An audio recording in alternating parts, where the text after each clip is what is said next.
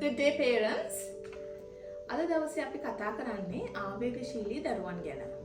දැන් අපිට මගෙන් ගොඩක් දෙමව්පියෝ අහන ප්‍රශ්නයක් තමයි මැඩම් අපේ බබාට මේ තරහ යනවා. අධික ලෙස තරහ යනවා. එතකොට කෑ ගහනවා, බඩු පොලේ ගහනවා. ඉතින් ඒ වෙලාවට එයාව සංසුන් කරගන්න අපිට වෙන ක්‍රමයක් නැහැ. එයා ඉල්ලන දේ, එක්ක ෆෝන් එක නැත්නම් මොකක් හරි සෙල්ලම් බඩුවක් එයා ඉල්ලන දේ අපි දෙනවා. නැත්නම් එතන අපි හරියට අපහසුතාවයටපත් වෙනවා කියලා. දැන් මේ වගේ වෙන්නේ ඇයි අපි කොහොමද එහෙම දරුවෙක්ව සංසුන් කරගන්නේ? එකක් තමයි මම කියන්න ඕනේ දරුවෙක් ආවේගශීලී වෙන එක සාමාන්‍ය දෙයක්. දැන් අපිට උනත් කේන්ති යනවනේ. ඉතින් දරුවෙක්ට ආවේගශීලී වෙන්න පුළුවන්. ඒක ගැටලුවක් නැහැ. ඒ ප්‍රශ්නේ තියෙන්නේ අපි ඒකට රෙස්පොන්ඩ් කරන විදිය. දරුවෙක් ආවේගශීලී වුණාම අපි කොහොමද ඒකට රියැක්ට් කරන්නේ? මේක තමයි ගොඩක්ම වැදගත් දේ. ඉතින් දැන් හිතන්නකෝ ඔන්න ගෙදර ඔය ෆෝන් එක ඉල්ලලා බබා අඬනවා. ඔයා කියනවා පුතේ මේ වෙලේ ෆෝන් එක දෙන්න බෑ. මේ ෆෝන් එක බලන වෙලාව නෙමෙයි. ඔන්න එතකොට දරුවා තවත් ටිකක් හයියෙන් නෑ මට ඕනමයි.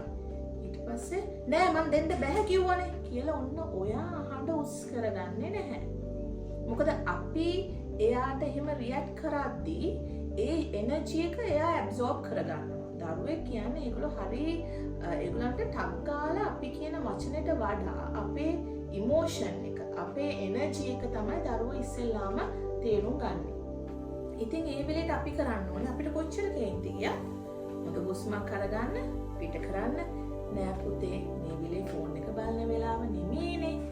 ඔන්න ඊට පස්සේ දරුවා ටිකක් කල්පනා කරනවා නැහැ මම කොහොම හරි මේක ගන්න ඕනේ මම කෑ ගැහුවොත් නම් මෙයා දෙනවා. මං කෑ ගහලා ඇඬුවොත් මට ඕන දෙයක් ලබා ගන්න පුළුවන්. ඔන්න දරුවගේ මනසේ යන්නේ ඔය ටික. ඒ දරුවා ඉගෙනගෙන තියෙනවා මීට කලින් සිද්ධීන් වලදී හරි මම කෑ ගහලා ඇඬුවොත් මම කෑ ගැහුවොත් අනිවාර්යෙන් මට අවශ්‍ය දේ ලැබෙනවා. ඉතින් ඒ දේ දෙමෝපියම තමයි ඒ දරුවට උගන්වලා තියෙන්නේ. ඇඬුවොත් ඒ දේ දීලා දුන්න ගමන් දරුවෝ හිතන්නේ මං ඇඬුවොත් තමයි මට මේ ලැබෙන්නේ. එතකොට ඒගොල්ලෝ පොඩි දෙයකට ටක් ගාලා අඬනවා. ඒ ටක් ගාලා යාට ඒ දේ ලැබෙන නිසා. ඉතින් දැන් අපි ඒ වරද කළා නම් කලින් දැන් අපි ඒක හදාගමු. අපි කරන්න ඕනේ නැහැ පුතේ ඔයාලට දෙන්නේ නැහැ. මේ වෙලේ අපි ෆෝන් එක බලන්නේ නැහැ. ඔන්න ඊට පස්සේ දරුවා කෑ ගහනවා අඬනවා.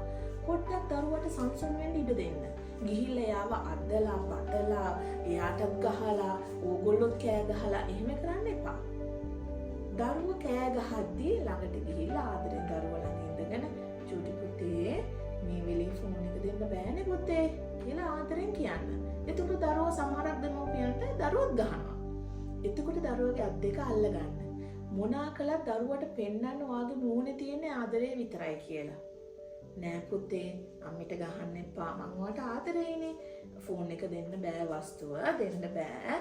මං ෆෝන් එක දෙන්නේ නෑනේ පුතාට මේ ෆෝන් එක දෙන වෙලාව නෙමෙයිනේ කියලා දරුවාගේ අත් දෙක අල්ලගෙන දරුවාගේ අත් දෙක අල්ලන හේතුව තමයි එතකොට දරුවෝ යාට ගහන්නත් බෑ.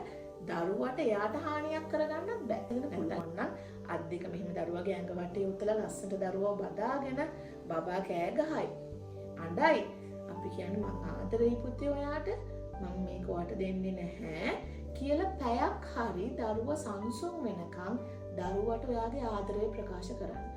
නෑ පුතේ මේක දෙන්න බෑ මේ වෙලේ දෙන්නේ නැහැ කියලා ඔයා දෙන්නේ නැති බව ආදරෙන් දරුවට ඒත්තු ගන්නන්න. හැබැයි මොන යම් අවස්ථාවකදී හෝ දරුවා අඬද්දී ඒක දෙන්න එපා.